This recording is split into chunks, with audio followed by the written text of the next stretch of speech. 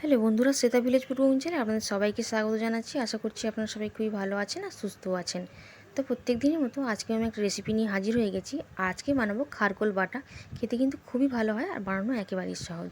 রেসিপিটা শেষ পর্যন্ত দেখার জন্য আপনাদের সকলের কাছে অনুরোধ রইল। তো প্রথমে আমি কিছুটা পরিমাণে খারকোল পাতা নিয়ে নিয়েছি। জলে খুব ভালো করে কিন্তু ধুয়ে নিতে হবে, পরিষ্কার করে জল দিয়ে ভালো করে ধুয়ে নিতে হবে। তো প্রথমে ভালো করে ধুয়ে নেব, তারপর কিন্তু পাতাটাই কুচিয়ে নিয়েছি।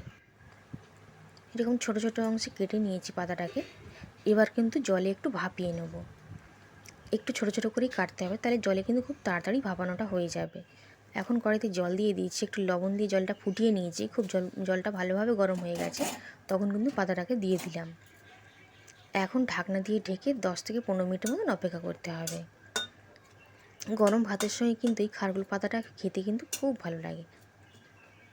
এখন কিন্তু ঢাকনা দিয়ে ঢেকে কিছুক্ষণের জন্য অপেক্ষা করব। তো কিছুক্ষণ পর ফিরে চলে এসেছি। পাতাটা কিন্তু খুব ভালোভাবে সেদ্ধ হয়ে গেছে, একটু দেখেও নিচ্ছি।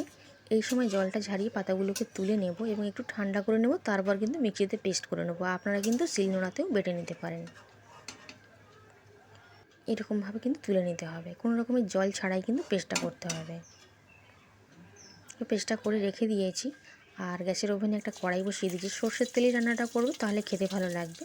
আপনারা সাদা তেলেও করতে পারেন। দিয়ে দিচ্ছি কালো জিরে। কালো জিরে ফোড়নটা দিতে হবে, তাহলেই খেতেটা ভালো লাগবে। আর দিয়ে দিচ্ছি শুকনো লঙ্কা ছাড়া।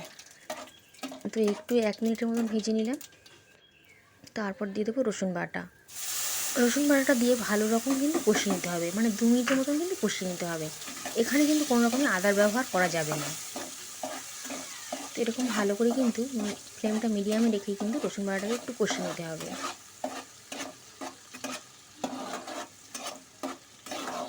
এখন আমি 1.5 মতন পেঁয়াজ কেটে রেখেছিলাম, সেটা কিন্তু দিয়ে দিচ্ছি। মানে আমি যতটা পরিমাণে বানাবো সেখানে একটা মিডিয়াম সাইজের পেঁয়াজ কিন্তু ঠিক আছে। পেঁয়াজটাকে দিয়ে খুব নাড়াচাড়া করে একটু লাল করে কিন্তু ভেজে নেব।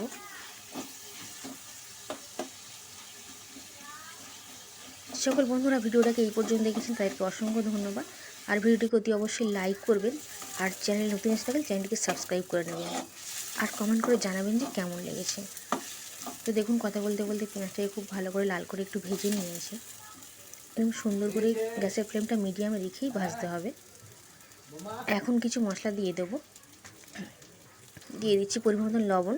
লবণটা এখন অল্পই দিলাম, একটু পরেই যদি কম বেশি হয় তখন বাড়িয়ে দেবো। লবণটা দিয়ে খুব ভালো করে খুন্তি দিয়ে নাড়াচাড়া করে নিলাম। দিয়ে দিচ্ছি ঝাল লঙ্কার গুঁড়ো, 1/2 চামচের একটু কম দিলাম। দিয়ে দেবো হলুদ গুঁড়ো, সামান্য পরিমাণে দিলাম। খুব সুন্দর করে কিন্তু নাড়াচাড়া করতে হবে আর একটু কষিয়ে নিতে হবে। আর এই সময় গ্যাসের ফ্লেমটা কিন্তু মিডিয়ামই ছিল, তা নাহলে মশলাগুলো কিন্তু পুড়ে যাবে, তখন খেতে ভালো লাগবে না। এখন আগে থেকে যে খারকুল পাতাটা বেটে নিয়েছিলাম মিক্সিতে, সেটা কিন্তু দিয়ে দিচ্ছি। সবটুকু দিয়ে দেবো আর খুব ভালো করে কিন্তু কড়াইয়ের উপর নাড়াচাড়া করতে থাকবো। কোনো রকমের জল কিন্তু ব্যবহার করা যাবে না এখানে। আর পাতাটাও আমি কিন্তু কোনো রকমের জল ছাড়াই পেস্ট করেছি। এইরকমভাবে বানিয়ে খেয়ে দেখবেন, খেতে কিন্তু দারুণ লাগবে। যারা এই পাতাটা খেতে পছন্দ করে না তারাও কিন্তু খুব ভালোভাবে খেয়ে নেবে। তো শুধু এবার কাজটা হচ্ছে শুধু খুন্তি দিয়ে নাড়াচাড়া করতে হবে। আর দিয়ে দিচ্ছি স্বাদ মতন চিনি। এখানে মিষ্টিটা কিন্তু দিতেই হবে, তা নাহলে খেতে ভালো লাগবে না। এখানে মিষ্টিটা দিতেই হবে। চিনিটা দিয়ে নাড়াচাড়া করে মিশিয়ে নিলাম। আর শুধু উল্টে পাল্টে নাড়াচাড়া করতে হবে।